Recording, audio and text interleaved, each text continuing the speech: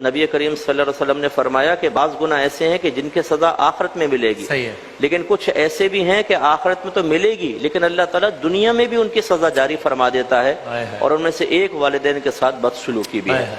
एक खातून ने मुझे बताया कि मेरे बेटे ने बेलन मार के मेरी यहाँ की हड्डी तोड़ दी। क्या कह रहे हैं आप अंदाजा, इतने जालिम। Oh my God. एक बेटे ने अपनी माँ को जो बीमार हो गई थी वॉशरूम के अंदर बंद कर दिया कि जी पेशाब कर देती हैं बिस्तर पे, वहीं करें सब कुछ, बाथरूम के अंदर, आप अंदाजा करें।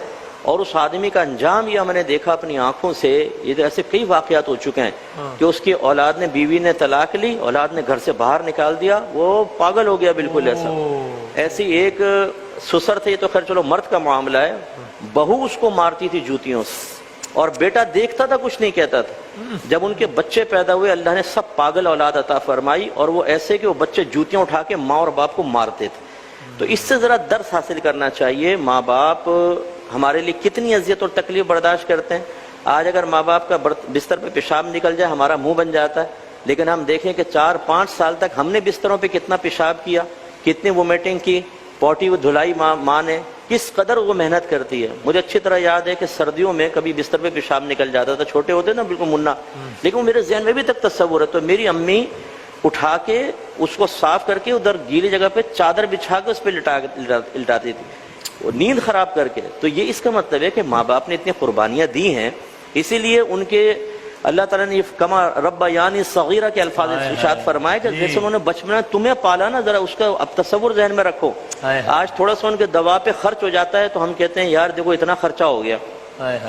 बचपन से लेकर जवानी तक जरा उनकी कैलकुलेशन तो करके देखें कितना उन्होंने हम पे खर्च किया और उसको मौजूदा करेंसी में लाकर देखें, फिर देखें कितना उन्होंने खर्च किया। अब जब उनकी बारी आती हम कहते हैं उनको तो फर्ज था और हमारी बारी आए तो कर्ज होगा।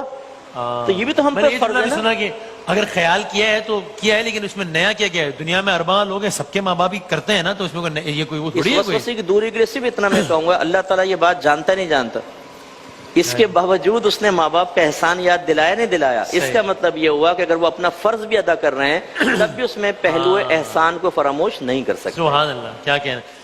जाने कितनी बर्फ सी रातों में ऐसा भी हुआ, बच्चा तो छाती पे है गीले पे सो जाती है माँ।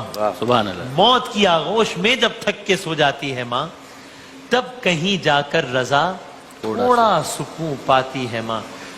शुक्रिया माँ का कभी हो ही नहीं सकता अदा, मरते मरते भी दुआ जीने की दे जाती है माँ। सुभान अल्लाह। तो क्या कहने